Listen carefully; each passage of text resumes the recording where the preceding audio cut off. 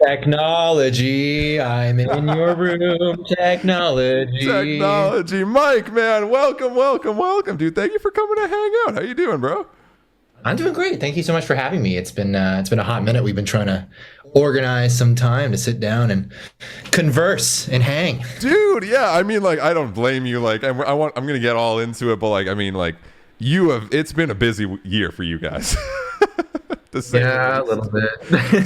Just a little bit here and there, right? Just slightly. Not one Some of the stuff has happened. Some things are going on. It's weird. some things. Really weird. Just small town local shows you guys have been playing, right? Just trying to get a few hundred monthly listeners. That's it. Just going with the just the small time, OG grind, right? Hey man, we might get there someday.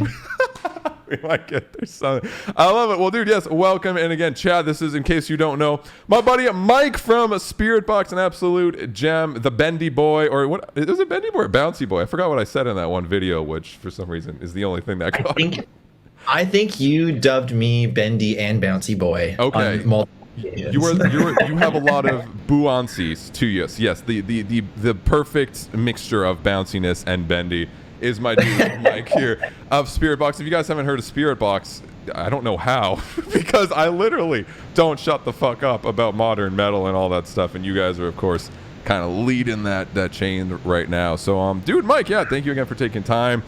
How has kind of the album been sitting now that, I'm going to go back a little after, but how has it been sitting now that it's finally been out for, what is it, 2 months, right? God, time goes by so fast. Yeah, man. Oh my God. It's getting close to 2 months now. And actually, yeah, no, you're right. It's right there. And it feels weird. It feels crazy. Like we spent so much time on it and we held on to it for so long. And the moment that it was released, like the moment that I went on Spotify, I was like, I don't have to worry anymore. Like it's no longer my problem. It's everyone else's problem. I don't have to stress anymore. And it's just been so sick to see people listening to it and like even just getting simple stuff like getting tagged in people's stories where they're like driving listening to it, or Right. they're eating dinner and it's in the background or whatever. It's just so amazing to just see it be a part of people's lives, because for so long it was just files on my phone. Right. And Is that how, do you do voice memos when you think of a cool riff? Like, how do you go about when it comes to, like, yeah, it's a voice memo. do that.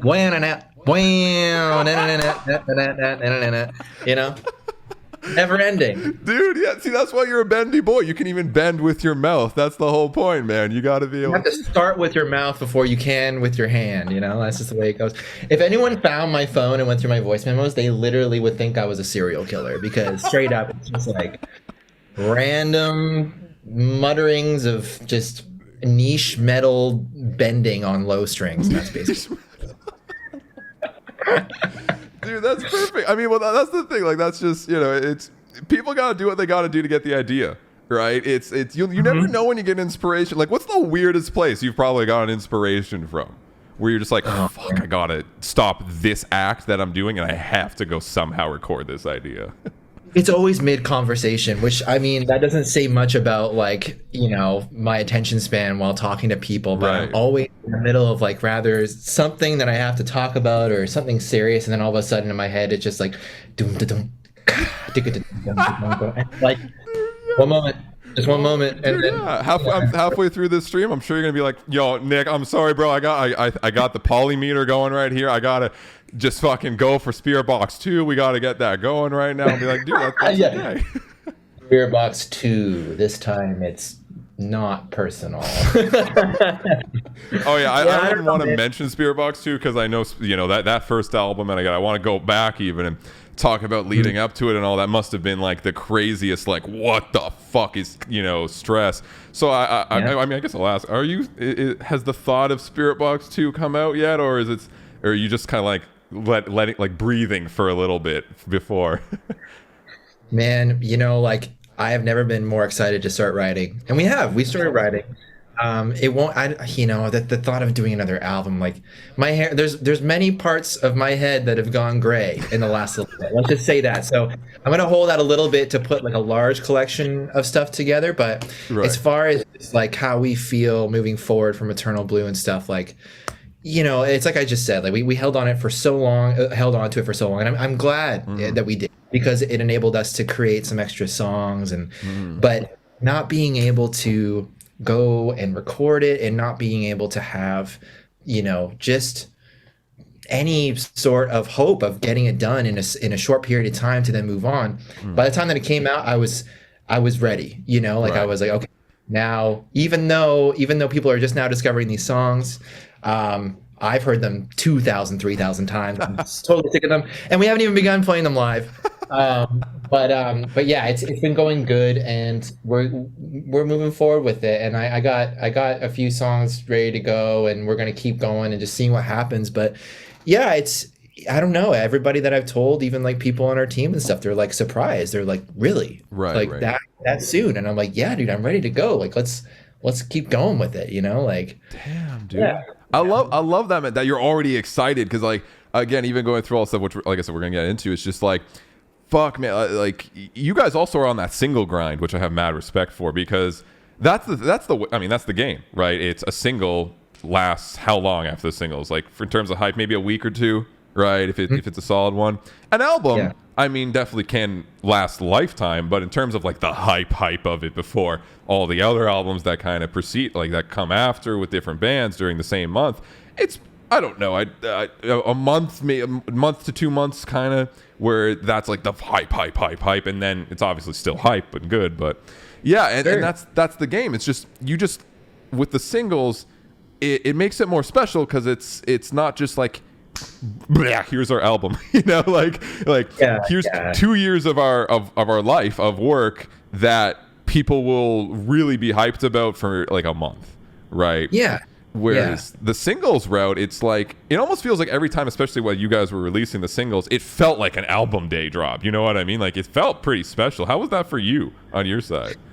It was weird because when we first started doing it, this band has always wanted to mimic what's like popular and happening within like hip hop and rap and stuff like that. And the Good. whole single thing, mainstream world and that type of music and stuff is so popular, and it's just how it's done. And like there were other bands doing it, but we were like, man, if we could do a thing where we just put out a song consistently with a really great visual and a really great music video, and have the production behind it, and just try to build the demand, and it was such a crazy thing to line up where we had done that so much that it just became like our thing, and then when we started putting out more songs, it was like, I don't know, it's just the demand started building, the online community and the reaction community started building, and that's how the momentum really started for this project, was thanks to guys like yourself, that took it upon themselves to help us out and everything. And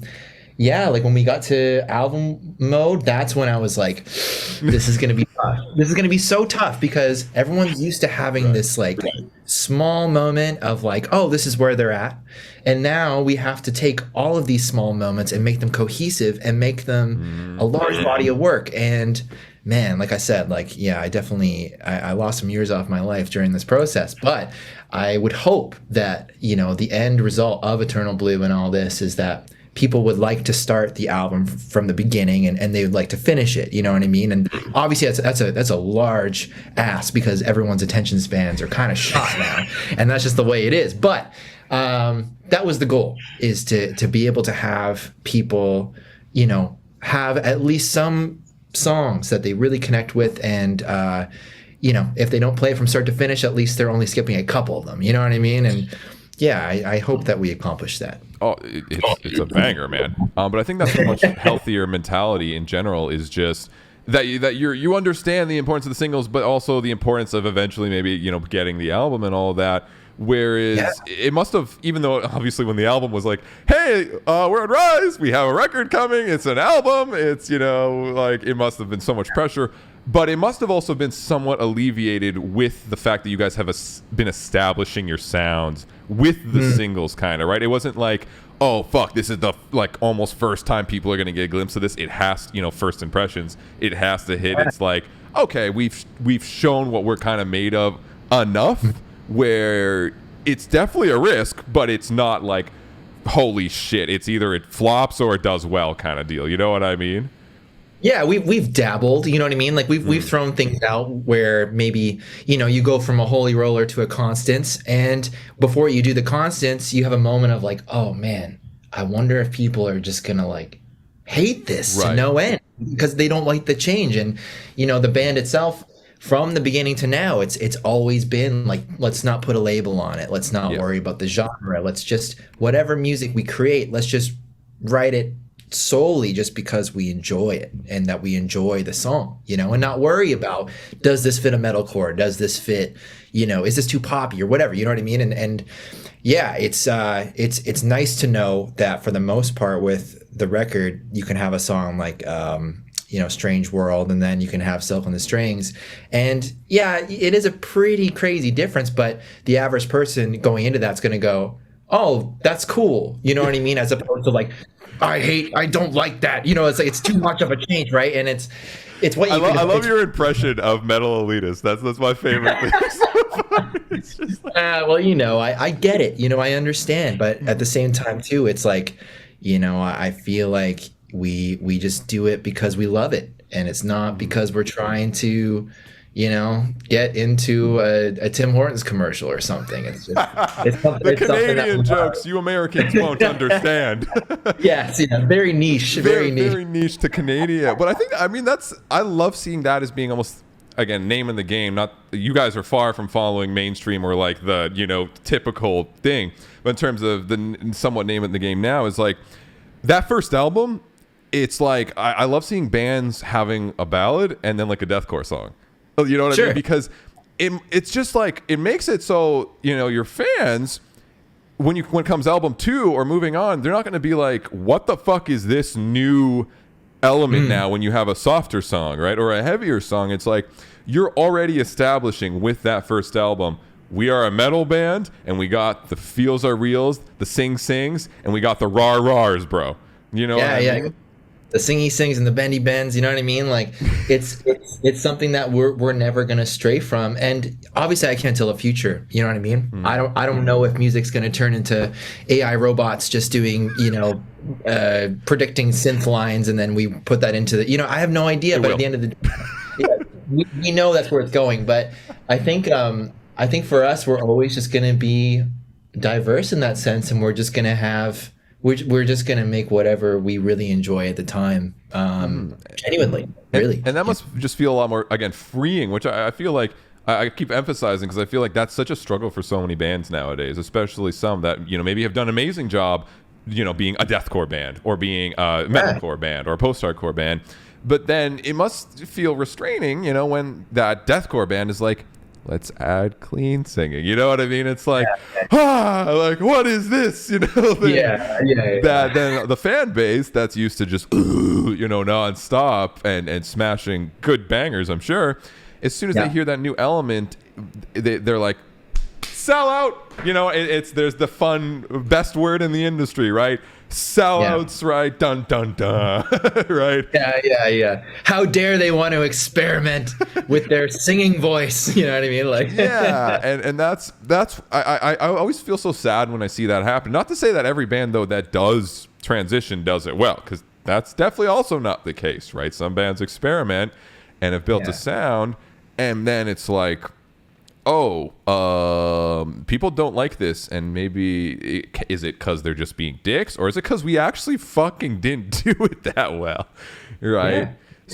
Hey man, there's a lot of times you got to be real. Like, this project, especially like the first couple years of it, man, like no one gave a shit, like no one cared, and that's fine because we weren't doing it to have people give a shit. We were just literally just compelled to make the music, and now all this has happened, and we're not even where we want to be, but all of this is such a huge bonus that we now get to do it and get to do festivals and play shows and stuff, and that's amazing, and we don't take it for granted. But that being said, like, I think that there's a difference between sitting there and being like, hey, this last stuff, we didn't get many streams, we didn't sell much, maybe we need to like rethink this or whatever.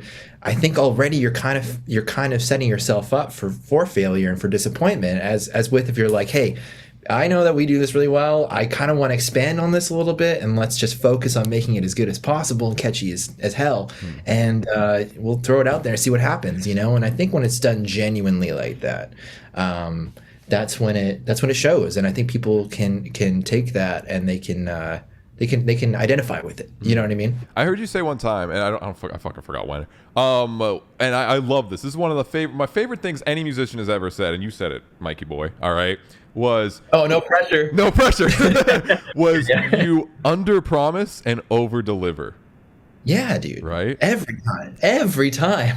I love that fucking mentality because you know. You're not. No one. It's hard to disappoint someone when they're expecting, like, I don't know, maybe like a decent piece of meat, and then you give them like this nice filet mignon steak, perfectly grilled. You know what I mean?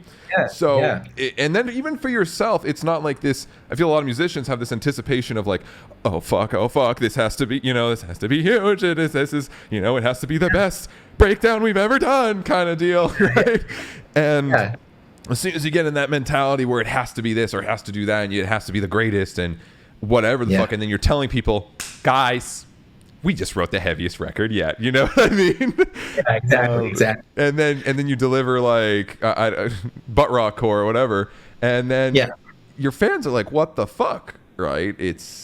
I'm a firm believer in letting actions speak for themselves. Yeah. I feel like the more you have to tell people and convince them openly, and not allow them to make their own decision. Because, trust me, I'm full aware that not everyone's a Spiritbox fan, and that's fine. They should be.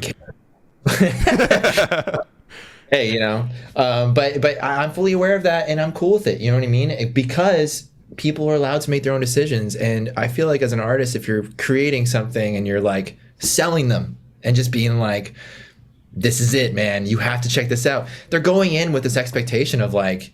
Almost like kind of feeling like they're backed up against a wall a little bit, and they're like, okay, fine, I'll check it out. I mean, I guess, I don't know, you know. As with if you just let things be what they are and let the person interpret it, because at the end of the day, music is it's just an interpretation. Yeah. You know what I mean? Like you can tell someone that this is melodic post whatever, and then they hear it and they're like, this sounds like Rob Zombie, dude, you know, and like because it's all an interpretation, and it, you know, it goes along. I love I love what you do with that voice. It's my favorite. I'm sorry, keep going. But you know, it's like I get tagged into stuff all the time where, you know, some people are like, I can't believe they ripped you off, dude, and then I listen to it and I'm like, I wrote this song and I don't even know what part you're talking about. You know, like it could be like this could be anyone's song. I don't know. I don't care either. You know, if someone has something, you know, similar to a line or whatever that I wrote, it doesn't matter to me. It's fine. But also, it's like I don't hear it, and that's just the nature of things. But yeah, you know, I feel like if you have to force people to check something out or listen to it or whatever, and don't let them make their own conclusion, and you're writing the narrative for them. It's probably not going to go over really well. It's not, and to your point of kind of like. You can only write an organization of zeros and ones next to each other in different tempos, so many times. You know what I mean? Like it's almost impossible not to kind of somewhat build on influences at least, right? Of other bands in earlier times, or even patterns and rhythmic patterns, right? The amount of times I've heard da da da da da da da da da because fucking Bring Me the Horizon, Sempiternal, I can't hear it anymore. You know what I mean? Like it's fucking, it's so many times. And it's so hard to not at least have something, you know, in that vein but at the same time, it's like, you're supposed to then differentiate yourself with everything else. You know what I mean? Like there's a lot of variables in music, you know, that's like saying, oh, well, this is the same tempo track, so you copied it. And it's like, what? In what world? Yeah, you know, I heard a stat that there's 60 to 70,000 songs uploaded every day. That actually just fucked me up. I'm sorry. I just took that one in. It scared the shit out of me. But think about that. 60 to 70,000 songs every single day. Now, if you go back and let's talk about like 80s thrash, or let's talk about you know, grunge or whatever. In 80s thrash and you know, anything like that, how many chuggy E patterns, how many gallops have you heard? You know what I mean? And I don't know what it is, but I think at this point where we're at, there's just so much there's just so much to choose from, and there's so much that you can find online and stuff, that people start drawing conclusions and making assumptions about how this was written or whatever. And I don't know, man. Like for me personally, there hasn't really been anything much in the last while where I'm like, that's a rip. You know what I mean? Yeah, I know what you mean. It's because for me, because I write metal and stuff, I can see how easy it would be to maybe with something that you've never even heard or heard in passing, that you just stored in the back of your mind and forgotten about, how something could end up coming into your writing where, oh shit, maybe that is a bit similar. I don't know, but yeah, I just feel like it's inevitable now, and it's hard to shift that, and because of the sheer amount of music that's coming out, and with metal and stuff, and also, as you say, how do you evolve it? How do you make it a little different? It's hard. It's getting more and more difficult for sure. Oh yeah, and that's what I love is like I call it kind of the Mick Gordon effect of like the Doom soundtrack, where now it's like every metal band exists in electronics mixed in with their kind of riffs and all that. And it's really cool to see though, but because at least it's evolving in some way, and that's why again I love bands like Spiritbox, or even bands like Loathe and like Darko that are like, you guys are big fans of Loathe, right? Yeah, dude, huge Loathe and Darko. I love those bands. So good, man. And just seeing something that, again, is it completely like, I could say Loathe is Deftones plus Meshuggah if I wanted to, really, and like simplify it in such a dumb way, but really it's like there's so many elements and so much nuance and so many variables that are added, and those subtle details are, I think, what really nowadays encapsulate uniqueness for a band, right? A unique sound, and what makes it's like, I want to listen to Spiritbox. I can only get that at Spiritbox. You know what I mean? I want to listen to Sam Carter do the Sam Carter thing on Architects. I got to listen to fucking some Architects, right? Yeah. Or Spiritbox's Yellow Jacket track. And then you hear Sam Carter, right? Yeah, that's pretty much an Architect song. But yeah, I think you're exactly right. I think there's always going to be defining things and new artists and everything that, there will be certain similarities between a Meshuggah or anything that's low tuned or whatever. And if you really want to go that route, you could dumb it down to that. But like, man, like a band like Loathe just has so many layers and just so much to offer, and just so much integrity and so much amazing shit going on. I've listened to that record so many times, and I hear something different every time. Yes. Dude. That's another thing that I think really sets artists and songs apart is how you can tell how well thought out the actual writing and the actual production and everything, because nowadays it's almost equal. It's as important to have the production side of things as how good your song is, right? Like it's like those kind of go hand in hand now, because unfortunately a lot of bands will have these great songs that might not sound all that polished or whatever, and they'll get overlooked because we're at the point now where everybody with a laptop can make an album sound like fucking, Dude, the mixing standard is fucked up. Like, because we try every Friday, like we try, like that is basically my career now, even though I pretend I'm still a guitarist, is keeping up with music, right? So, and this year has been fucked for that because I've never seen so much music in my life. But like, even with like smaller bands that literally just brand new, not on a label, pro mix, and it's like, what the fuck? Like, this is just like the standard. Like, there's no room for ghetto ass mixes, because that band can pay someone probably like even $100 to have like that basic good generic but like good mix, right? Yeah, and I mean, you go on the Spotify playlists, and you'll Nik listen. Nocturnal Monumental Spotify playlist, I got pretty fast at that one. Yeah, you got that down.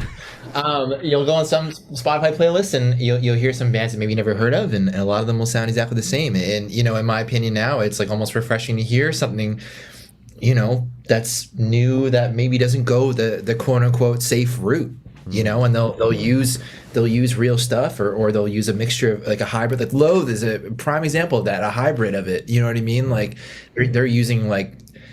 They just mix analog and digital so well, and it's just it's refreshing, and something that I haven't heard in a long time. And I think that's just where we're at, where like new artists and stuff just have to really be conscious of everything and wear so many hats, and it's it's pretty wild. It's pretty nuts to think about. Yeah, and I feel like the modern metal, which I kind of encapsulate all like whatever Loathe, Spiritbox, even Darko, all that. I call it just kind of modern metal nowadays. It's like is absolute, like, production, like you were saying, is so important, and of course the songwriting and all that. But it's so interesting seeing how everyone has to be better at songwriters now.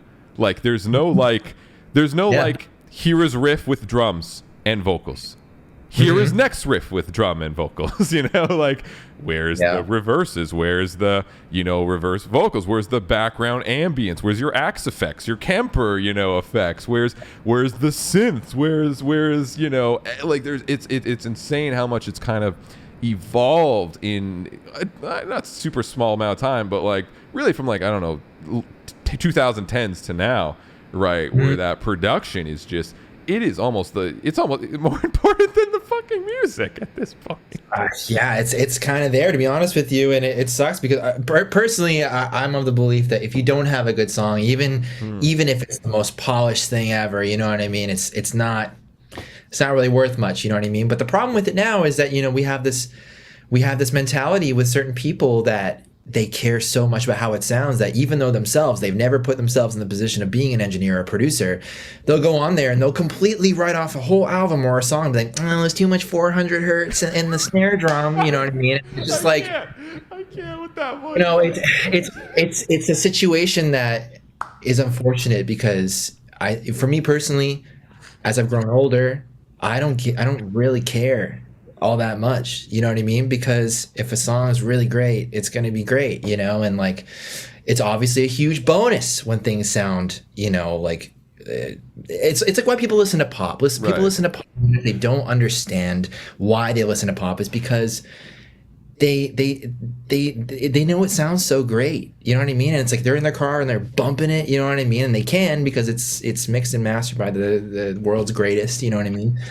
But yeah, I don't know. I'm kind of rambling here, but I strongly believe that, that people need to really just worry about the song first, Anything after that is the bonus, and you can choose your team, you can choose your mixing engineer, you can choose all that. And to kind of add to what I was saying before, like, yes, 100%, it's true that like everybody with a laptop can have good production and all that stuff. But that is just making it so you kind of you're able to easier and that like more easily, and that's something that I think is a huge benefit. But it comes with cons, and one of the cons is that kind of critique, that over dramatic critique of each little quote unquote flaw with production when literally it's an interpretation. It goes back to what I was saying. It's all an interpretation. That's it. Oh yeah, absolutely. And it's just that fucking voice kills me. Absolutely. I completely. The cymbals are too shrieky. Like, well, I don't hear it, so I don't really know what to tell you. Yeah, I absolutely agree with you on production. And a thing I do actually really like though about modern, kind of metal and where it's trending is because of so many subgenres that have kind of gone through the machine, I guess I could say at this point of metal and the state of what's leading the metal scene. Is it seems that finally groove and melody are as equally as important with each other. Sure. In some way, right? Whereas back, obviously, during Meshuggah, everyone knows bleed, right, and et cetera, et cetera. And then it seems like a lot of bands for so long were like, we're just going to be a groove band, or we're just going to focus on only melody. And now it seems like you can't escape either or. Like even your melodic riffs have to have like some kind of bounce to it, because groove is also hooky, which groove is hooky just as much as melody is hooky. So that's how I feel like a lot of modern metal bands are getting away with making really fucking heavy songs really catchy, right? Yeah, dude. Well, for me, it's the fascination of that time frame with nu metal, where it was like, it was everywhere. You could walk into a store and Korn would be playing and no one would be batting an eye. Or, Slipknot, would be on late night television, and the same thing. You'd go to, like a restaurant or whatever, and Limp Bizkit would be on the radio or whatever. And I feel like everything kind of comes and goes in 20-year cycles, and where we're at now is just like people are finding it more and more acceptable to listen to low-tuned music. And within that too, people as guitar players, as musicians and stuff, we've had a decade of like roll the dice pattern breakdowns of just like, how complex can I make this? And I love that. Don't get me wrong. There's so many bands that are so incredible that I just love that. That's all they do. But I think now people are kind of, after so much of that, are looking for what they loved in early 2000s stuff. And I could be way off, but I just really strongly feel like that. I feel like so many bands are coming out now that are like almost like slam but mixed with new metal, and then they have like, you know, like the big chorus or whatever, and stuff like, you know, Linkin Park and everything like that. That's slowly kind of coming back into what a lot of metal bands are doing now, and I love it. I think it's sick, and I love the modern twist. I love having the really kind of like well thought out grooves and intricacies and patterns and stuff, you know, kind of mixed in with those like big anthemic, you know, songs that are undeniable, you know. And if things kind of keep going in this trajectory where, you know, as you say, the melody and the groove is mixed and is pushed, you know what I mean? Oh yeah. I'm really pumped on that. I'm here for that. It's gonna be awesome.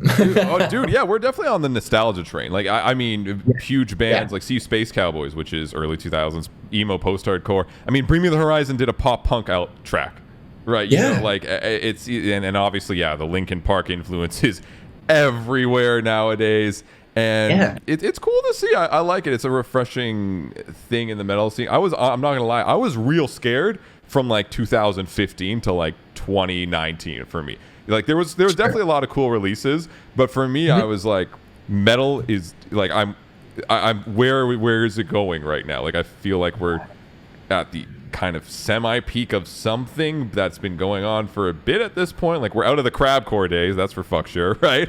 But it's like, you know, you could hear some bands starting to throw a little bit of like that lower tune genty stuff in like metalcore bands, and you could start to somewhat hear like metalcore bands have like deathcore breakdowns or whatnot. But I feel like bands were still really scared until only recently, where again, that's why I fucking love Spiritbox, love what you guys have been doing with it, is you're just like, fuck you, we'll throw this heavy as shit deathcore breakdown, but then we'll have a nice like random electronic like pop thing right here that all works together. And it blends all these genres so that finally bands can look at that and be like, oh, I guess it's not that scary to try, you know, like kind of unique, innovative things.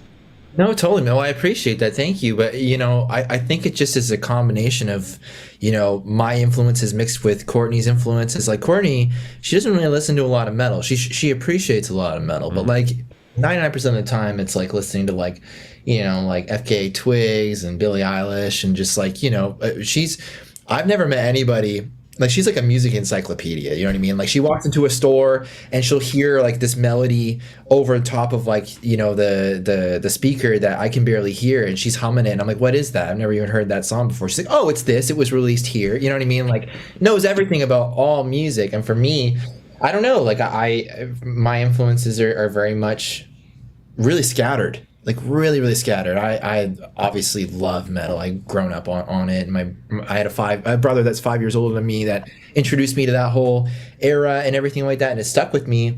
But yeah, you know, like for us, whenever we're writing whatever, I'm just kind of like, what is creatively fulfilling about just repeating the same thing?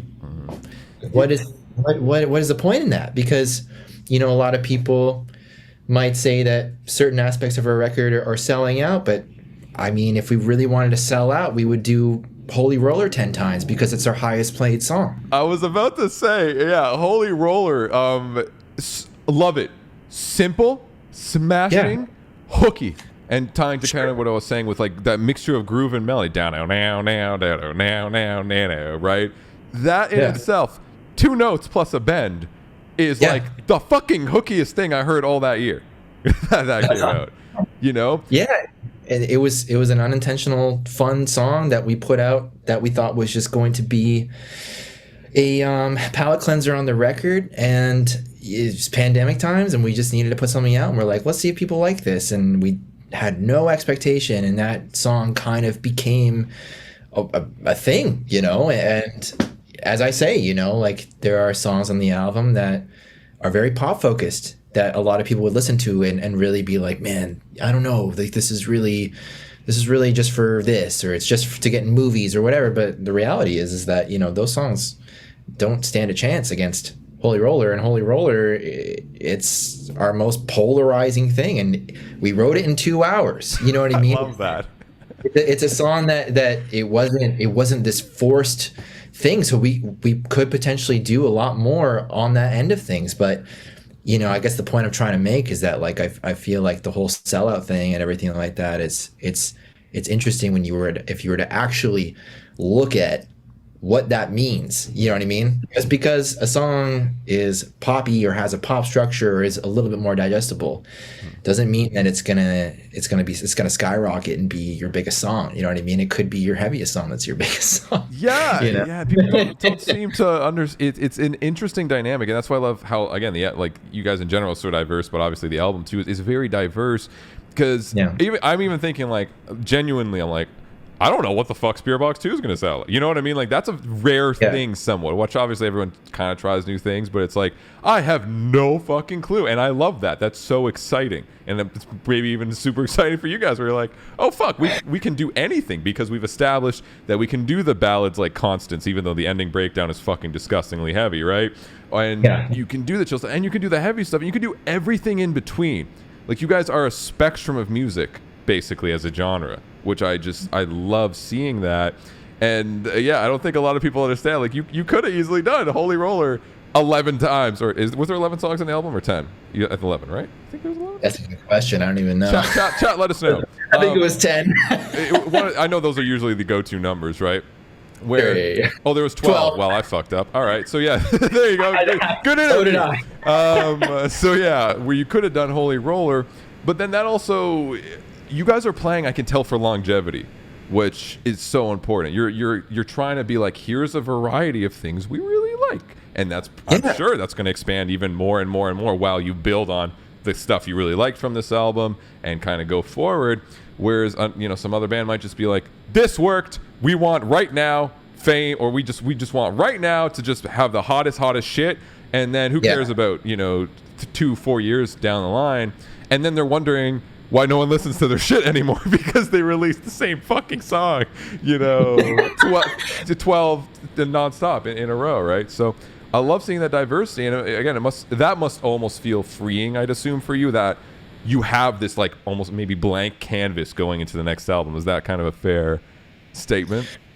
I would say it's 50-50. Okay. You know, because even now, I don't even know. I really don't even know what the new stuff as a whole is going to sound like. You know, like Eternal Blue was put out with the intention of like, you know, we'll put the album out so that way it's something that people can discover for years to come. Yeah. Hopefully, that's what you hope, right? And yeah, you're absolutely right. It wasn't just like a quick like, yeah, this is working, let's just capitalize off of it, and you know, we'll just put our feet up and relax. You know what I mean? It was definitely like, we have to have as many diverse songs as possible on the album. Mm-hmm. As far as new stuff going forward, it is freeing because there isn't an expectation and people are curious, which is always a great thing. Other than to make the best metal album ever, which obviously is the expectation. But continue. But, you know, people are curious, which is great because it means that people care. But then ultimately, too, you're kind of sitting there being like, well, whatever direction we start with is going to steer the ship. Yes. The foundation of where we start is very important. And right now, yeah, it's just ending up being even more varied than the last, and that's great. But also, I'm kind of like, well, we're not probably going to put out an album anytime soon. We'll probably put out songs soon, but like, where do I even start? You know what I mean? So start by hitting up Nick to do a reaction for it. But dude, yeah, I completely understand that, right? And I could, like, you guys just released this, and probably looking that far, you're like, fuck, like that's some ways. And then I'm sure again that pressure starts to amp up and all that. But you said something, which was the start, and that's where I want to take us right now, because I find your guys' journey fascinating beyond any modern band that's been doing it. Because I also hear a lot like, this stupid fucking word, which I think is the dumbest shit, overnight success. Fuck off. That's not a thing. You mean an overnight 10 years success. Like, that's actually what it is. You know what I mean? What I'll say about that is that, yeah, because I do see that from time to time, industry plant, all that stuff. I've been doing it for 14 years, and let me tell you, if this was an industry plant thing, it would be not only the biggest waste of money, but it would be the longest time that anyone has tried to fool anyone to get to where we are now ever. It would be the dumbest plan, because I started doing this when I was 16. It's taken 14 years to get to this point where I could speak to you. Yeah. 14 years. I mean, speak to me. Well, I can speak to you, bro. Trust me. This is... No, hey man, I'm very, very happy to be here, and I'm very happy we got the opportunity to talk and everything. I appreciate it, dude. You know, like it's an opportunity for me, and that's the thing. It's like it would just be so elaborate. Think about that. 14 years trying to play in a metal band, and all of a sudden it gets to a point where, like, hey, you can quit your job, and you're like, hell yeah. But, like, you know, that's only been here for about 10 months where I haven't had to, like, go to my 9 to 5, you know. And dude, that to me, that's the end goal, and like I'm very, very grateful. I'm very happy for that. But we have so much more to do. We have so far to go. We just made our first record, you know what I mean? Like, so to me, I do get a laugh whenever I see that, because you know, when you're delivering pizzas and you show up and the guy's wearing your band's shirt, and that's fucking awesome. It's a very sobering moment. That happened to me when I was in my mid-20s. Damn, dude. Okay. That's fun. I just want to just say that, because yeah, it's but you know what, dude? It's the internet. Yeah. It's the internet, and people just don't have a filter, and people will decide what something is without fact checking, and will also just decide that, you know, this is how it went.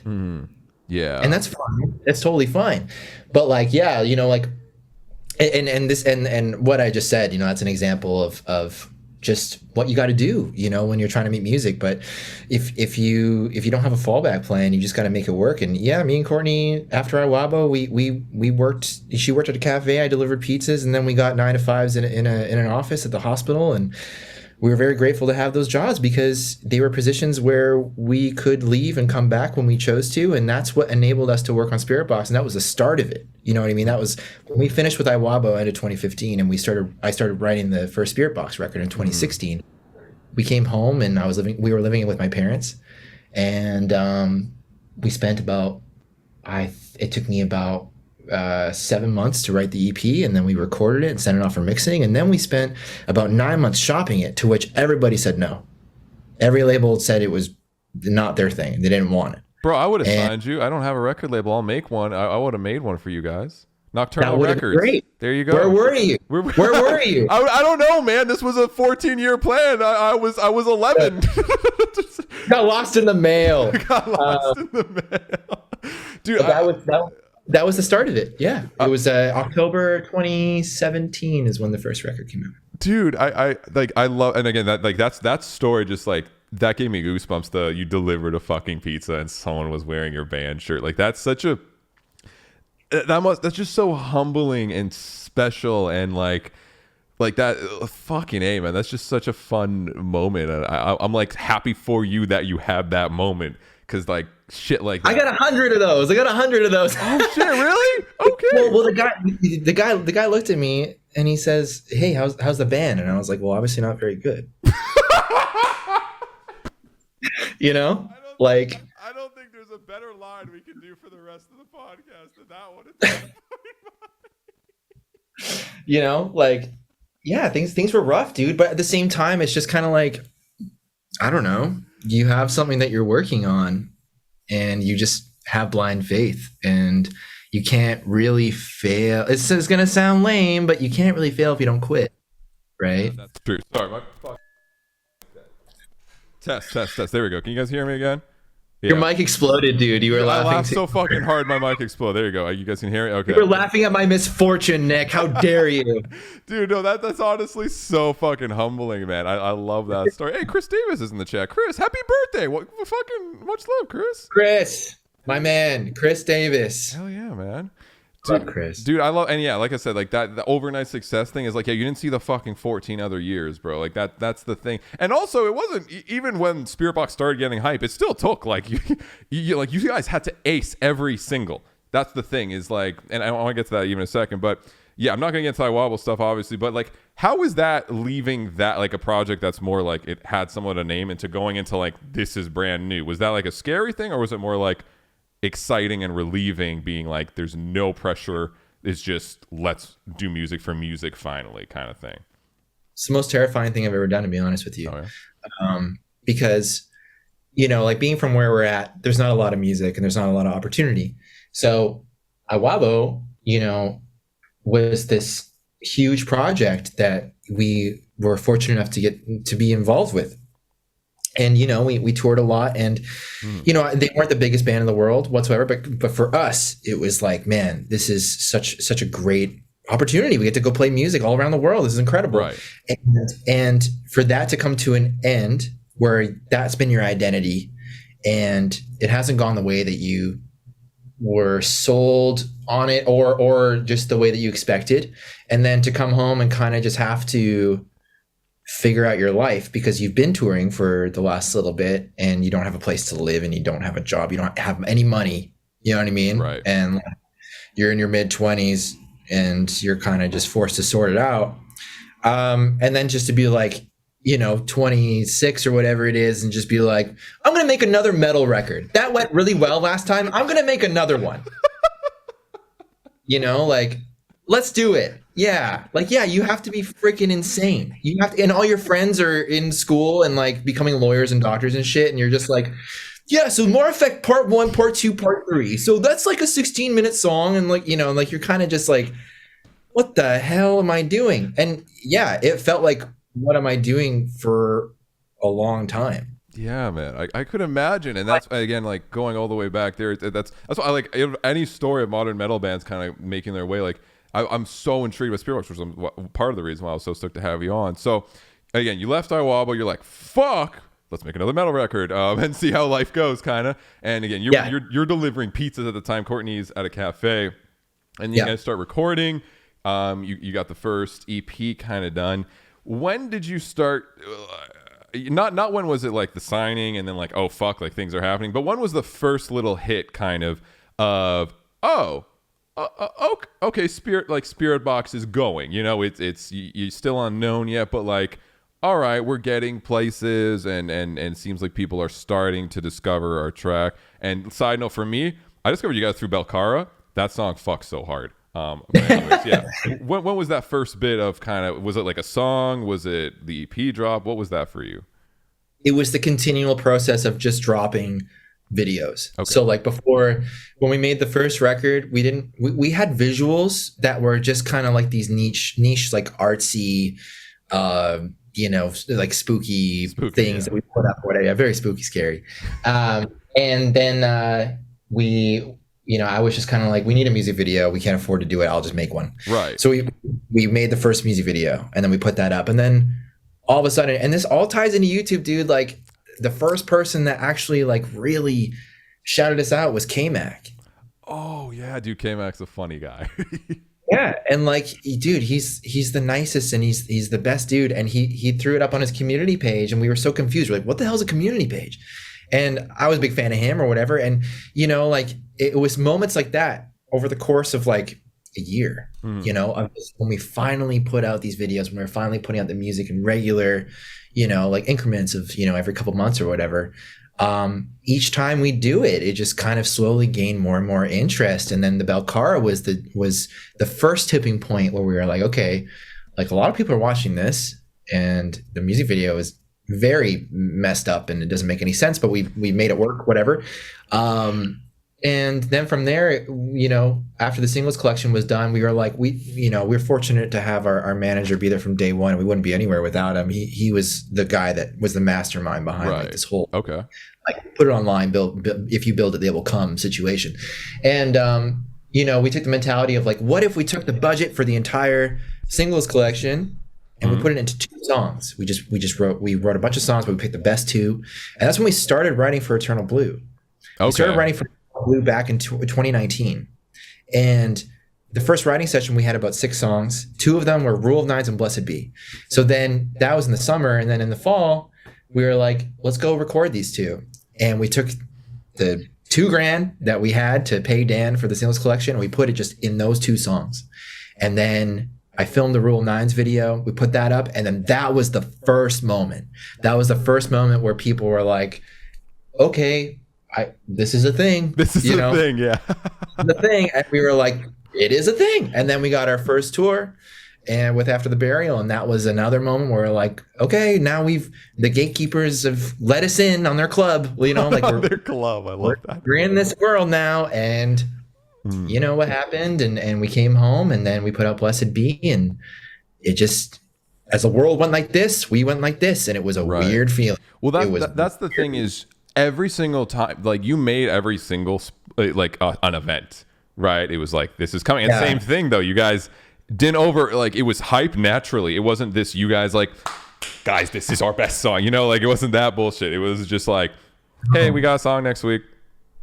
That's it. And that's so exciting because you guys had this natural build of just consistent. That's the word I'm looking for. You were so consistently good when it came to the songwriting. Every song was good. It had good riffs. It had good chunk. It had really good melodies, right? Courtney was doing amazing things, the drums, bass, everything. And it was very unique. And it had an awesome video, which I definitely want to ask you about, like, kind of the video side and how the fuck you just do that, it's just like, oh yeah, like, I do this now, kind of like, and made it look really good. But yeah, it was just consistent from, every single video, every song, good, better, evolving, right? And you didn't miss. And I think that was so important, because out of all the hits, even if it was sometimes like 2 misses, it's almost like that period is like the time in a band's life that this determines at which level they start at, or start more in like the, you know what I mean? Like, start more in the space of like, okay, the metal scene, right? And because you guys kept hitting, it's almost like I'm comparing it to video games, where it's like you guys did so well at hitting early on and kept winning games that like your rating was like really high, right? Like your natural match. There you go. You're like, what the fuck is Nick talking about? Your IMDb is off the charts. Yeah, right. Like your natural matchmaking rating was just so hard because it's just, you're getting in there, like 2K ELO, and you just kept winning. So you started off at kind of a higher playing field, even though, again, it was still a grind to get there, right? Sure. And before I continue with that, I want to ask you, how do you do the video stuff? Because that's just amazing. Well, it was like I was saying before, it's like you have to wear so many hats, right? And I haven't done all of them. I love making videos, dude. It's so much fun. But like when we first started off, it was just like, like where I live, there's some incredibly talented people, but where I live is also one of the most expensive places in the world to live. So okay, you have a beautiful view though, right? And up in Vancouver Island there. Yeah, dude, it's pretty amazing. I'm very fortunate to live here, but it doesn't help when you're a broke metal band trying to make music videos and all that stuff, because everybody's rates are so high. But what works is if you have a DP, a director of photography, and so if sometimes it was just me, where I'd go and rent a camera, and then we would just experiment, and then I'd edit it, and then we would throw it up, or sometimes I'd outsource for the color correction or whatever. Other times we'd hire a DP because they just had the same gear that I was going to rent. Right. And then I would just edit it. So there's been probably about like, I don't know, 6 or 7 of our music videos that I've had to do where it's just kind of winging it and just being like, I hope this is good. Oh my God. And like just trying to figure it out using like a cracked version of Final Cut and stuff. But that set us up to be able to work with certain people. And for instance, one of the people that really helped us along the way, his name's Dylan Hirchuk, from Versa Films. I've known him for a long time, back when my first band used to tour through Saskatoon and stuff. And he became this monster director, videographer. And he came into play with our song Perennial. Oh, okay. He even did that, and he knocked it out of the park, but we could only afford just him and an assistant, and like, we did it over the course of a couple of days. And he did Blessed Be. But yeah, like for the first little bit, it's just one of those things where I just was like, look, like the band can't afford it, I'll do it. Like even in lockdown, I had to do Holy Roller, and we outsourced with Dana from Kingdom of Giants to do the color correction. But yeah, like, it's just, you kind of, whatever you have to do, you just do it. You know what I mean? And what we had to do was make strong visuals, and me doing it allowed us the comfort and the luxury of taking our time and making sure that it was done right, to the best of my ability. I'll say that. And, and just because at the end of the day, like the song is very important. The visual is very important too. And having a sharing aspect to the song is very important. And that was one thing that we just really stressed a lot of the time, was just pushing the visual and making sure that each song had a well thought out visual, even if it turns out to be a Belcarra where the cops come in halfway through and you lose half your footage. But really? Oh, yeah, you can't bring that up and not go into detail on that one now. What? Oh my god. Okay, so Belcarra was like, that was the heavy song. I was like, man, it's gonna be so much fun just to have this heavy song where we can all have like this good performance and stuff. And so I go and I try to figure out where to do the video, and there's this place called Fantan Alley in Victoria, and it's world famous. It's like the most narrow alley in North America, and it's all brick and beautiful. It's in Chinatown. It's really awesome. It's a tourist spot. But there was this really cool room up there where they did daily rentals, and I was like, shit, I wonder if I could film a video up there. So dumb of me. So stupid to think. So stupid to think that a metal band at 10 a.m. could go up there and do it. But I went and I met the people, and I was like, hey, I want to film a music video in here, and it's going to be loud. Is that cool? And they were like, yeah, no problem. And I was like, are you sure? There's going to be drums. There's going to be loudness. Like, is this going to be cool? Yeah, no problem. Gave him my deposit. Went and rented all the equipment. My friend actually DP'd it, and we get up there and we start filming, and all of a sudden, and I still have this footage, but all of a sudden we're doing the first performance take, right? And it's just bam, bam, bam, bam, bam. And we look at each other, and like some of us are still going, some of us are not. Bam, bam, bam. And we stop, and I run down there, and like, like the clicks, like bing, bong, bong, stops because it's over the PA. And I run downstairs, and it's the business owner below being like, what the fuck are you doing?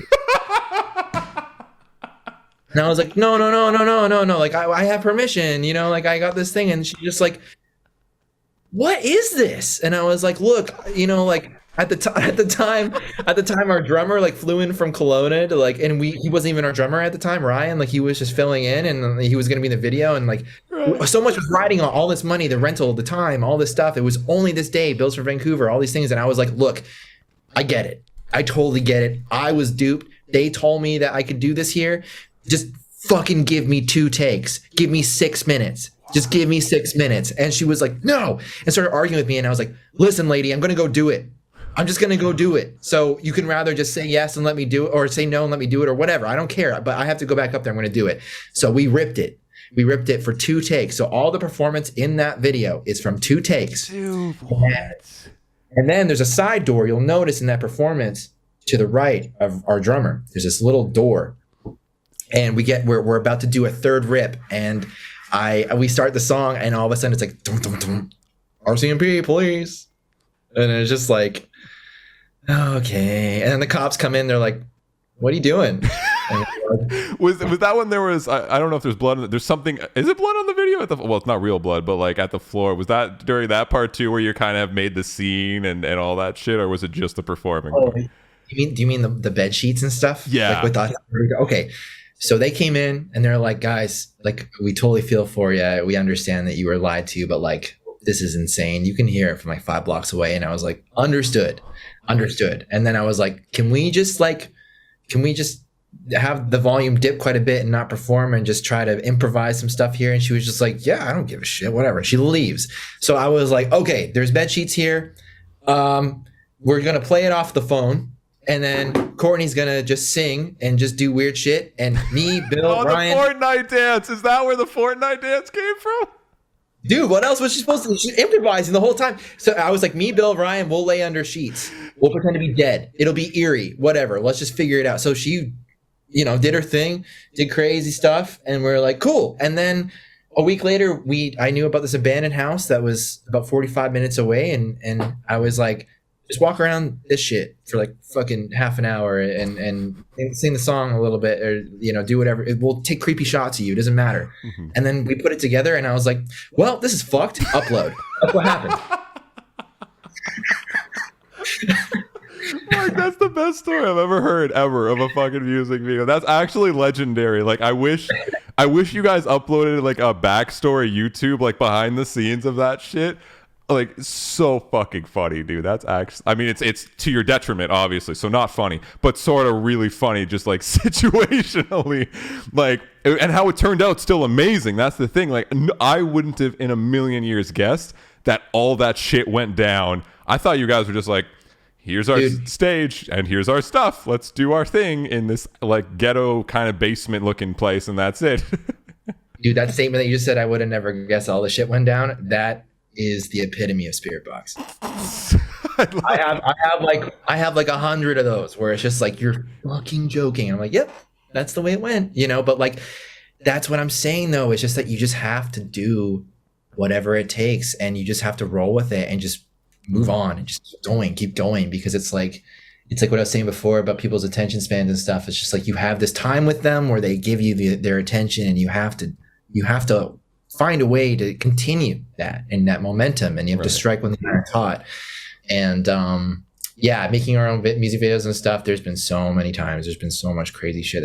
I don't know what it is, but anytime you're doing anything that's just a little different, than just walking around the street, people stop and go, what you doing? And you're kind of just like, I don't know what to tell you, dude. I don't even know you. Like, just leave me alone. It's because we're Canadian, right? Everyone, they're trying to obviously help out, right? I mean, in America, they'd hear noise or some crazy dude going, in the middle of the street. They're just like, yep, normal. That's just a day in the life right now. The way it goes. Yeah, man. Dude, that's fucking crazy. I had no idea that had that much backstory, which again, you wouldn't expect that. The video turned out great. Like, it looks great. It fits the song, which I didn't understand. That's so funny that, because like the dancing, I like it. It's super fun. It's fun, right? It like fits the video, but with the backstory, like, that is fucking hilarious, where it's just like, all right, fucking do something. Just go nuts, go crazy, be creepy. And like, you know what? Courtney's a star, and she's just so great in any sort of acting or any sort. And I mean, watch her music videos. She's the best. She's a star. She can be any character, whatever, And we're very, very fortunate to have that, and to have her, in that position. And yeah, like, whether it's something like that, or it's, being a demon lady in Holy Roller, whatever, like, it's definitely, it's interesting. It's cool. I hope that she explores more characters and gets to act more in music videos, because she's fucking really good at it. Dude, she's really killer. Like, I believe everything she's saying, words coming out of her mouth. It's fucking crazy, man. Dude, but yeah, like that's, I love you mentioned like adapt, like just adapt. What is adapt, overcome, improvise, that fucking thing. Like, yeah, dude. Gotta do what you gotta do. Like, simple as that. Like, shit is never gonna go your way most of the time, especially in the music industry. So all you can do is, when shit gets fucked up, you just gotta be like, okay, what do we do right now? Like, it's not gonna be perfect, and you go with it, right? That's such like how can we make the best of the situation, pretty much. Exactly, right? So you guys have your music videos, which, cops are called on you, fucking, you're doing the dances, you're trying to figure shit out, you're delivering pizzas, cafes, right? Yeah. Now, what is the moment when you start? Was it Blessed Be that you released, that it was like, okay, my email, like, your guys' email, just got probably flooded with like 50 different fucking labels hitting you up, I'm assuming. When did that start? How was that kind of played out? It's just, we got told no so many times. Right. So many times. We got told no for every reason. And then, yeah, like we came home from that after the burial tour, and immediately I was like, we're fucked. We're so boned. It cost us 20 grand just to come home. Like, just insane because with the European travel ban, it was like Yep. it's like get home immediately, and so everybody just flooded the airports and tried to get home, and so we were a little bit boned from that, and then as soon as we came home, it was like everyone just started caring, and like I said before, it was like all this horrible stuff was going on in the world, and it's just negativity on the news and all this crazy shit, and then for us, this project we've been just slaving over for so many years, it was just like all of a sudden it was like, woo. Right. And then we put that song out and we just moved forward. We started recording Holy Roller like officially with Dan, and we started getting the whole music video thing ready and everything, and that was in May. And then we started talking to Rise, and it was a no-brainer, dude. It was an absolute no-brainer. They saw what we were doing. They support it through and through. They're the best, and they don't give us any, and this is something that I do see online sometimes where they're like, oh, freaking Rise just ruined their shit. Let me tell you, they were the most hands-off team that probably ever existed, and they crushed it, right. And they helped us out immensely, and we're forever grateful. But yeah, they came in and they really, really stepped up. And they're amazing for it. Yeah. So how was that switch going from, again, mentality almost like the band, like, oh, we're fucked, like we just came back, we're like, we just spent so much money, shit's going crazy, to where was it? So when was the switch? Was it that email kind of from Rise and going with them where it was like, literally like we're getting offers now, we're getting offers to play shit? Was it when you guys signed, or was it kind of, if you guys can talk about that also? I don't know if you have like labels and whatnot. Oh, dude. No, I'm a pretty open book, to be honest with you.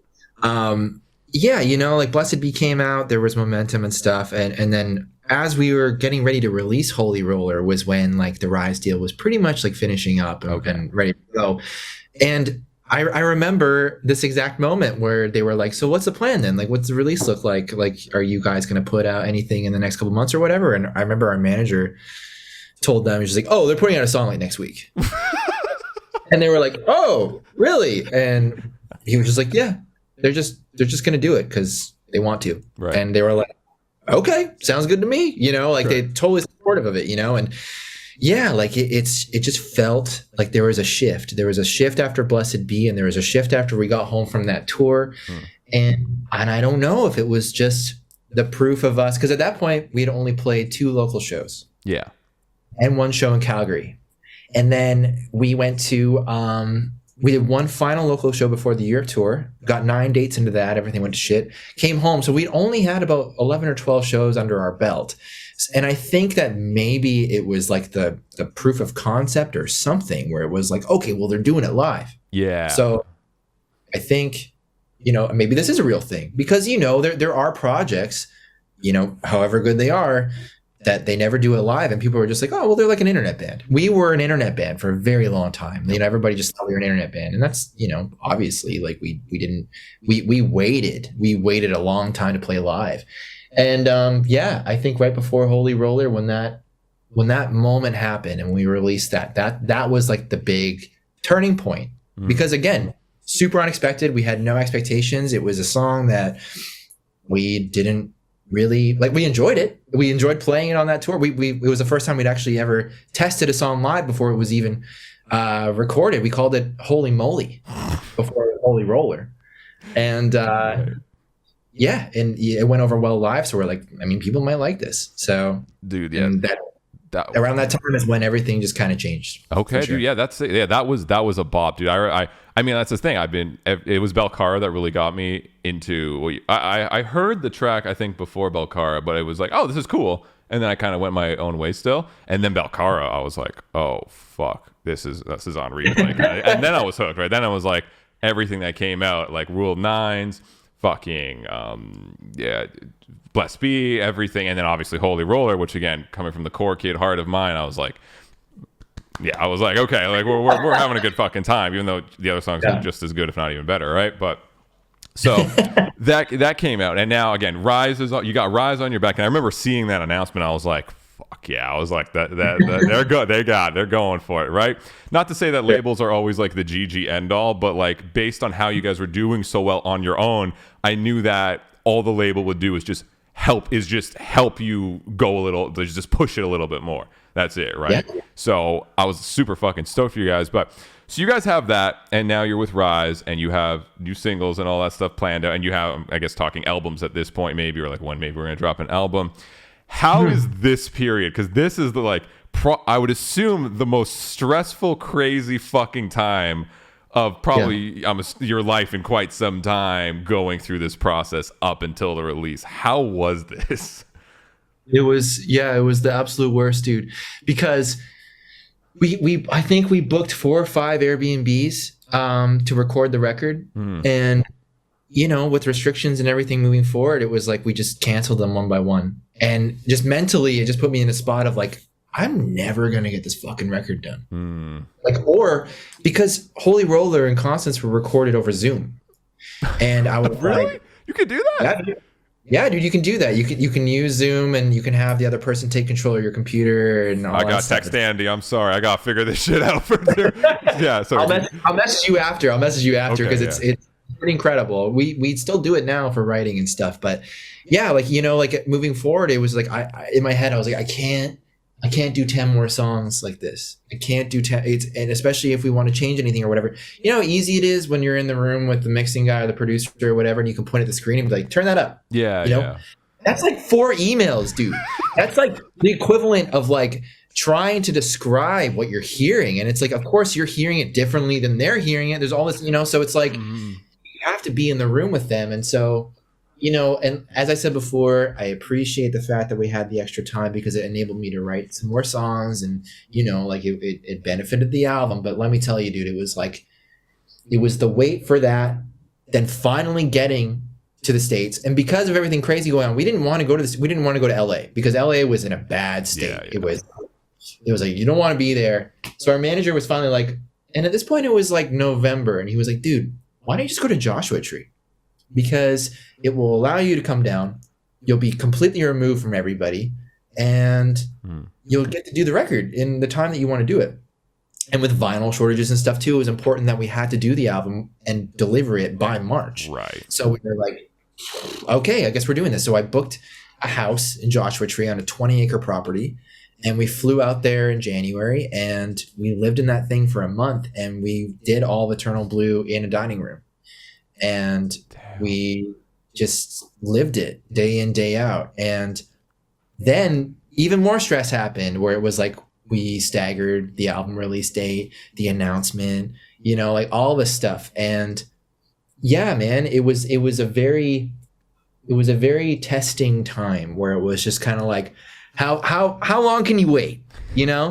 Let's see how long you can wait before you crack, because it had been altogether Eternal Blue took about 2 years to write, and it wasn't by choice. Yeah, it wasn't by choice. And I'm happy that certain songs made it on the album that were last minute. Circle With Me being one of them, that I wrote in the studio. That's a fucking banger. Yeah, it's one of my favorites on the record, and it's just one of those things where it was for me worth it. It was hard, but it was worth it, and I'm happy that we did wait. But yeah, it was very difficult, dude. It's not easy to release music when the entire world is just kind of like,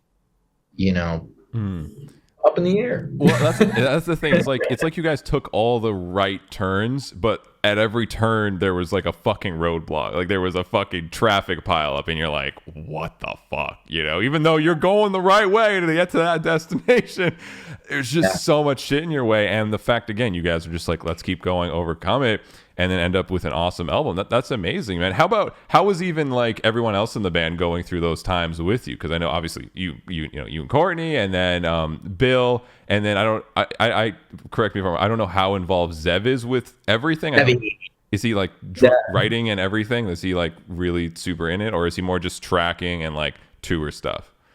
So the way that this works with the band basically is like, I'll record all guitars, and I'll write and record guitars, I'll write and record bass. Okay. And then Zev and me will collab on the MIDI. And the only reason why we do MIDI is because we weren't in a position to travel and find the right drum room. And then if there was any mix-ups or anything that we had to redo or whatever, the MIDI just allowed us to just have complete freedom. Exactly. Hey, I want a different fucking snare right here. Zoom, Yeah. instead of Yeah, 1 second, give me a whole day to go back and record it, Yeah, exactly. I have to go hire a new engineer and get the right mic set up. Yeah, no, we're not doing that. Yeah. But yeah, so basically, whenever I would write the song, I would come up with the MIDI, and then I'd send it to Zev and be like, "Hey, like certain verses and all this stuff, like, can you just spice it up and just make it better or whatever?" And then he would sit on an E kit, and then he would send me his version, and then we would look at that, and then we'd tweak it, and then we'd use a mixture of the original and his. And I'm so happy we did that because Zev is unlike any other drummer I've played with. Zev is just a prodigy, and he's just an incredible mind, and his sense of rhythm and his sense of flair and stuff, it's just so good and well beyond anything I could ever try to write, because I can hold it down. I've had to write the MIDI for the first 2 records or whatever, but for this it had to be different and it had to be fancier. It had to have the mind of an actual drummer behind it. You know what I mean? Because there's a lot going on and he had a lot of space to fill out and stuff. So that's how the whole dynamic works. But through the entire thing, and Dan also helps me immensely with writing and stuff too. He's a huge part of our sound.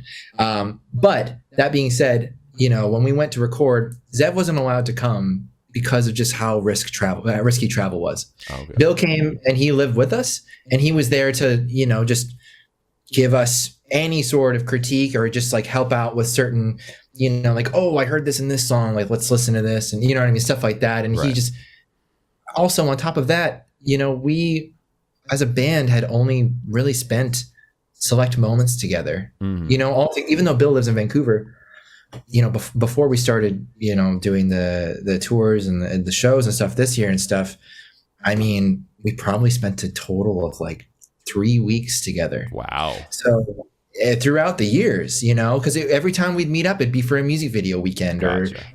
Or, just like we wouldn't even really rehearse, right? Because it's like, what's the point if we're not playing shows? Why are we going to rehearse? Yeah. And our drummer, we went through a couple drummers, but our drummer now lives in Philadelphia. So whenever we meet up to rehearse now, it's like we meet up right before the event or the festival or the tour or whatever, and we rehearse for a week and then we'll go. But during that time, Zev couldn't come, so it was just like emailing him updates and him being like, tweak this MIDI a bit, send it back. And then, so I mean, like we all just felt in that house super, super isolated. The average coffee run would take 45 minutes. Oh, shit. All the way down to Timmy's. I mean, they got to gas up their moose, you know what I mean, and all that. Well, yeah, exactly, yeah. Of course. It was, and we took it very seriously, man. Like down there in the desert, like we made sure to do grocery curbside pickup. We didn't really go into many places, and it got to us at times because it was so quiet and there was no one around. Like this property, like with it being on 20 acres and stuff at night, like I don't know if anyone in the chat or anybody has been to Joshua Tree, but like you can see some fucking stars. Like it's pretty gorgeous, but it's also so quiet. And this property was just massive, and so you'd sit there and like you'd have like the hills have eyes moments where like the mountains in the back and stuff, you're like, somebody up there, like it's just kind of like you have those moments. And it definitely was inspiring, but at moments it was just like, man, I could fucking really just go to like, a Chili's right now and just remove myself from this situation for a couple hours. You know what I mean? Like, yeah. So it was very isolating. I think that lent itself to the album, but as far as mentally going through it and stuff, the stress just kept mounting because the pressure kept mounting and the expectation kept mounting. And, it's your first album. It's the real album, full album. It's your baby, and you want to make as much of an impact as possible. And sometimes it's hard to tune out the noise, and it's hard to tune out the critique. But ultimately, we just were like, man, let's just do the best job that we possibly can and hope for the best. And it was a difficult time, but I'm happy we went through it. It was an experience, and it's something that I'll never fucking forget. That's for sure. Dude, that's fucking amazing, man. And again, like I hope for anyone even watching to take that as inspiration. Like even all that delving from like simple overnight success. Like fuck no, my boy over here was delivering fucking pizzas out of leaving a band and not knowing what the fuck's gonna happen into now making literally one of the biggest fucking metal releases of the year in a year with already 1 million albums, yet you guys still managed to do it, stand out, and make a huge impact. Like, trust me, being part of the metalcore scene, even myself specifically, like that album was talked about. Like people were there was hype, and I've never seen hype like that an album in like years, and it was so exciting. And then when you guys dropped it, it was just so refreshing and just satisfying, I think. And even with that, I'll obviously there was tons. I'm sure you got tons of incredible, like, yes, this is amazing. And there'll always be like those, Reddit metalcore, where it's like, I don't know about this. And I mean, when you get something that's that excited, that's hype, it's like, it's impossible to please everybody at that point. It's just not gonna fucking happen. And that's why I mean that release, and I was like, 5, take your, fucking ace album, love this shit. And it was just so well done. And again, like, huge props to all you guys going through all that shit and finally having now like that kind of foundation, which I know is super important for a band that now gives you that creative freedom to go do your stuff and have people that are gonna fucking back you and just kill it. And like, your guys' dynamic is so cool. I mean, like, even the fact that you work again with your wife, that's so fucking cool. Like, that's such a unique dynamic, especially in the metal scene. And I know we've been going for a bit, but I definitely want to ask, like, how is that dynamic with again, you and Courtney, guitar, and then plus, obviously husband, wife, but also the dynamic of guitarist, vocalist, which, sure. How does that kind of go about? Dude, it's the absolute best. It's the best because, like, the amount of tours that I've done where it sucks to see. It's hard to watch someone go through some hard times because they're missing their significant other, or they're fighting with them or whatever. Right. And I mean, it's just human nature, you know what I mean? But to be able to experience this with Courtney is amazing. And like, we have no time off from one another, and we're totally cool with it. Like, it's awesome.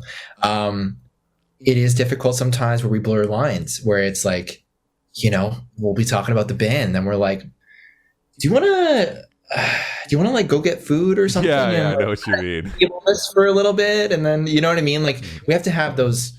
But every day, especially lately with this band, is just something new that we have to focus on, a new goal or a new thing, a new opportunity, and which is amazing. And that's why we did this. It's for it to be our main thing. But it's hard to sometimes have that dynamic where you can know when to turn it off, and you can know when to kind of just chill out or whatever and stop talking about it. As far as creatively, it's been really great in recent years because, and I feel like you can hear the clear shift when this happened, but for the first 2 records, I would just present her with a full song and just be like, good luck. You know what I mean? Good luck. I love that. Go for it. You know what I mean? And then I wouldn't even hear what she would write until I would record her, because I had to record her vocals for those 2 records. Right. And so I'm sitting there and I'm about to hit record, and I'm like, I wonder what I'm going to hear. And obviously it was great. You know what I mean? It was always, but you always wondered up until that point of like, I wonder if she's going to scream here. I wonder if she's going to sing or whatever.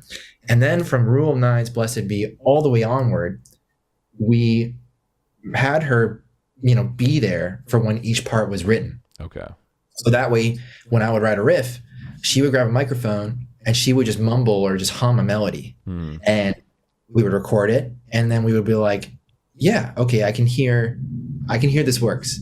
The key works, the melody line can flow. You know what I mean? Yeah. And like, if we are to do that sort of vocal, then this part works. You know what I mean? And yeah, it's been great that way, where we have now this rhythm of how we do it, where it's like, I no longer just give her an entire song and I leave her to it, and then I find out about it, what she wrote like 3 months later or whatever. Now it's like she is involved in the creation process, start to finish, and gets to figure out the song with us, and that's awesome. And it's been a huge help, and it's really worked for us.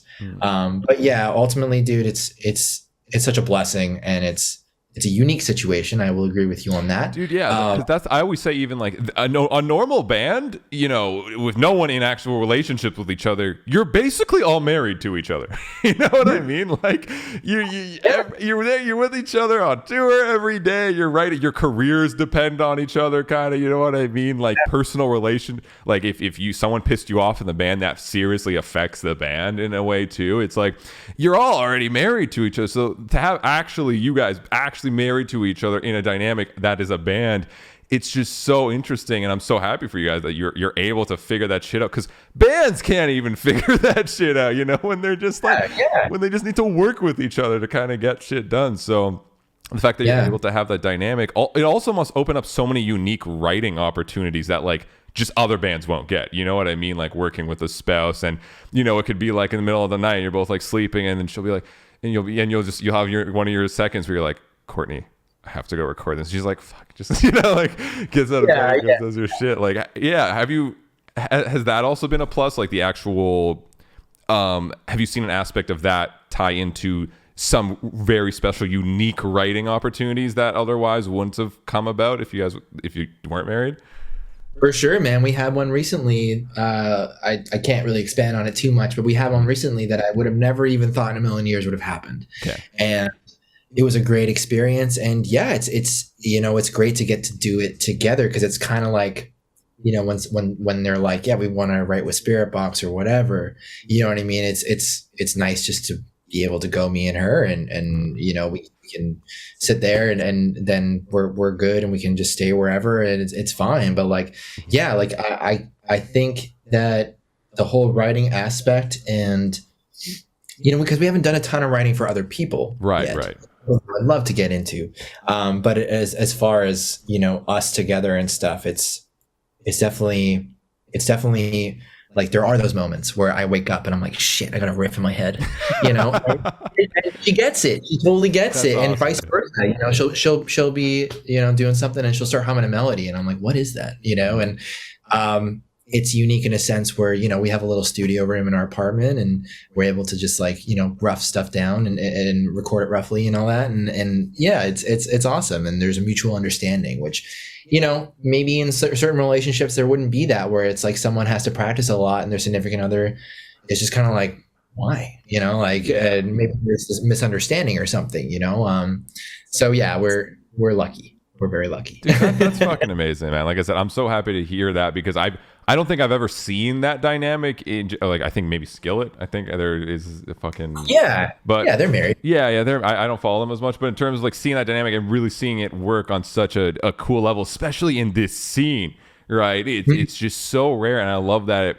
Again, you guys are killing it, and that just even that dynamic of the relationship just adds to it and makes everything even better and more enjoyable. And it's just beautiful to see, man. Like I said, no one's doing it like you guys are, and musically and in general. Like y'all are just good people. Like talking with you, I get that vibe. But even just like seeing Bill talk for like 5 seconds in an interview, or seeing Courtney talk in an interview, or even Zev, it's like y'all are just good fucking people that love music. And that's my favorite thing. It's just talking with cool people that like music, and that's what it's about. And obviously for you guys fucking working, pizza delivery and cafe, doing this, like, let's make another bell. Like, you guys must, like, you live and breathe this. Like, it's in your fucking blood is music. Oh, dude. Yeah, it's crazy. It's been a long time. I met Courtney in 2008, and both our local bands played together at a bookstore that was like 3 blocks from where we live. And yeah, I've known her for a long time, and as you said before, it's interesting that you say that. It's like, you guys are like married to each other, like as a band and stuff, and like, and it's curious. It's also an example of like how it can go the other way, where like, I think a lot of people have forgotten about the pandemic, and they're always wondering where Zev is in the photos and stuff, and it's kind of just like, like there's no conspiracy here. He's not in a cage. I just hate to tell you. You heard it here first, guys. Zev is not locked up in a cage. He's not locked up in the Spiritbox. Like he's more than fine, and he's very happy. And it's a situation where, a lot of people don't know that you do most of your photos at one point during the year. And unfortunately, he wasn't in the band when that happened, so we weren't going to put him in the photos. And also there was a pandemic and a travel ban, so it wasn't possible. And yeah, it's like it can turn on you, where some people really go that route and they start to think about like, well, you're mistreating your guy or whatever, you know what I mean? And it's an interesting dynamic for sure, but you're 100% correct that, like everybody is super like involved is just like this, and we're all in it, for the long haul, because it's just all we know, you know, and it's been a long time. So I hope that things can continue, and I hope that, you know, people will enjoy the new stuff and will continue to enjoy Eternal Blue or hate it. I don't even care. You know, it doesn't matter. Just listen to it. Yeah, you know what I mean? But form your own opinion, you know, like just listen to it. Dude, I love that. Like, again, man, like the album, huge congrats. Again, just building that up. It's, again, even just story is super inspirational. You know, man, like that's something I love to see. And like, honestly, like, you know, I got your, like, fucking, me and all my community, whatever I can do, like, we got your fucking back, because you guys are doing something so special and legendary. And man, just thank you for being decent humans that actually make good music. That's basically what I'm saying, you know? Dude, I mean, man, we owe a lot to you. No, Like, no, dude. I just do the faces. I do the faces on the videos, bro. It's not. No, dude. You don't. You have done a lot for us. It's like what I was saying on the phone a long time ago when we were trying to set this up, and I was like, shit. Like, I just don't think I can make it work. I feel so bad because genuinely, like, I just anything that you guys that you know will have us do or anything like that. Like, man. We appreciate you to no end, and as the same from us. We have your back, and just thank you for everything. Dude, honestly, fucking, like I said, I got y'all till y'all fucking turn into AI one day and write music 10 years ago. Tie it all together. Let's do it, man. I do have one last question for you that I have to ask everyone. How low will we go with tuning? When is it going to stop, Mike? When? Sky's the limit, dude. Sky's the limit. Sky's the limit. Sky's the limit. No, you give me a letter. Give me a letter followed by a number. Is it A0? Is it G0? Like, how low can we go before it's just literally can't be done? It's done. Just guitars won't go lower than that. Q. Perfect right there. Can we get some claps for my dude, a Mike Stringer of Spiritbox? What a gem of a dude. What I just realized, though, I shouldn't have said Q because now everyone's going to think that I'm a QAnon guy. So, Mike Spiritbox of Mike Stringer of Spiritbox. Guys, can we get some claps for my dude again? Dude, thank you so much. I'm so glad we could finally get together and do this. It's been a gem getting to know you a little bit more and dive into Spiritbox and seeing the whole process, and huge fucking inspirational, man. Honestly, like I said, I hope people that watch this also get inspired, whatever, with their bands or music. And guys, I don't need to say it. I said it like 50,000 times when I reacted to the whole fucking album. Buy the new album and support the fam, okay? So support them, show them the love. Like, what else can I say, man? Yeah, and also on Monday, we might have a fun video coming together. So side note with that, there you go. We just might, yeah. Mike, my dude, any last second sentences or words for everyone still here after listening to me be cringe for an hour and a bit? You know, this is the time when I would just love to have memorized what you say at the beginning of your videos and just say it as fast as you can. So I'll do that right now. You got it. You got it. Perfect. Again, everybody, Mike Stringer. Mike, thank you so much, brother. Best of luck with everything and best wishes and much love for everything, man. I'm stoked to do hopefully more stuff with you guys in the future. And yeah, man, we fucking love you. And thank you for being fucking awesome. That's it, man. Thanks, man. Appreciate it. We'll see you soon. Anytime, bro. See you. Have a good one.